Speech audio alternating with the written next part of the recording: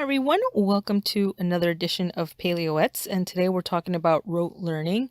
Now the subject today really, it seems like it's geared towards men, but because women in this generation are starting to learn perhaps in record numbers than our ancestors did, some of this also applies to us. So we're going to talk about rote learning. I want to start out, and it says, our sages in Shabbat 63a said, a person should first learn the teachings of his rabbis, and afterwards he should analyze them. And Rav Papa in Eruvin 48a commented that if he had analyzed first, he would have never mastered the material.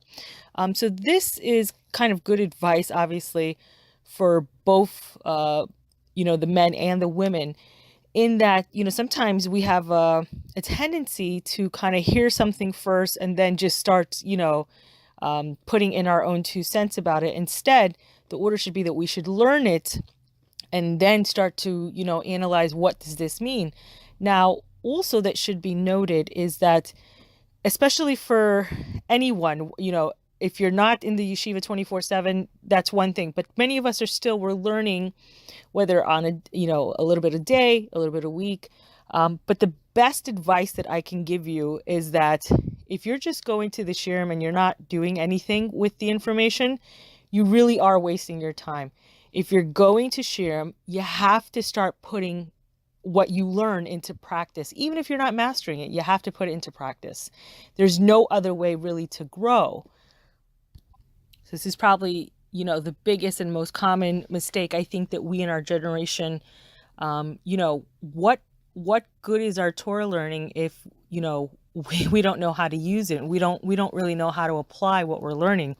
And even Has v'Shalom, even worse, that it's made no change in us. I think, we're here to fix, right? And we have to know how to do that. So unless you're learning, you don't know, it's the instruction manual, but if you're not doing it, it's like, getting a bike. You have all the parts, you've read the manual, great. Now, what did that do for putting the bike together? Nothing. You have to actually do it. So I think one of the biggest mistakes we do in our generation, so hopefully we can, all work to correct that. So we're going to continue on. It says, as such, it is improper for a Torah scholar to spend all of his days in analysis, reasoning, and sharp differentiations.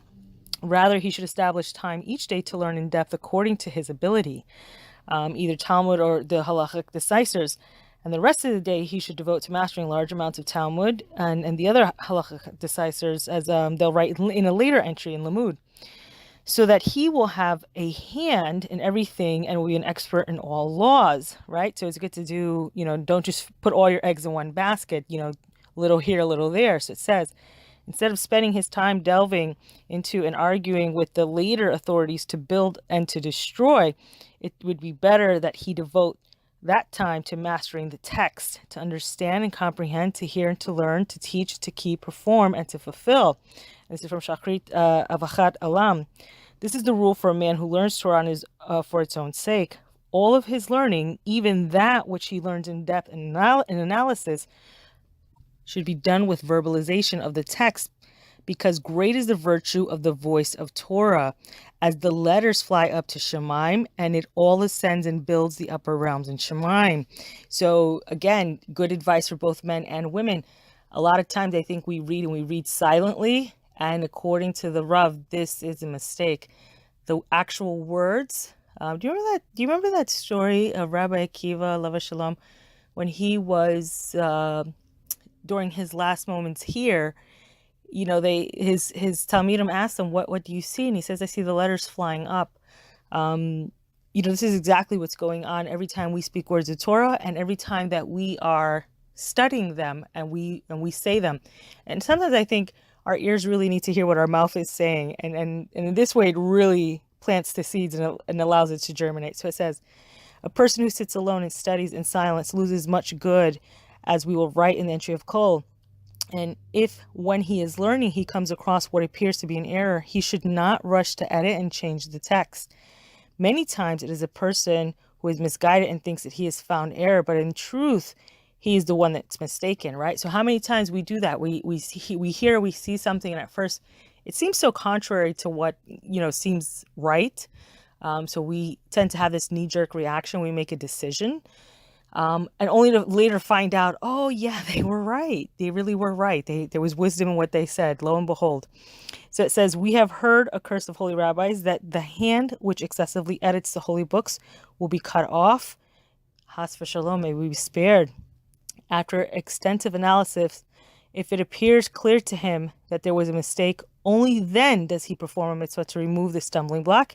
And he should write in the margin of the text, it appears that this should have said the following. So it says, this is the straight path, the one which brings glory to its maker and earns him the esteem of his fellow men. See, I vote 2-1.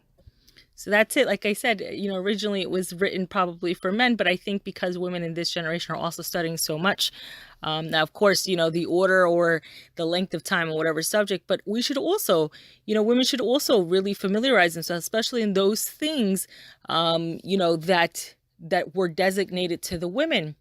And they're very important roles. Please don't misunderstand that women have, I mean, if you follow this channel long enough, you know that I say, Shem is literally like struck. We're kind of like his ace in the sleeve, if you, for lack of a better term.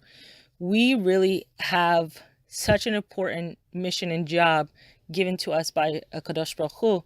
And I really hope that women will not only study that, right?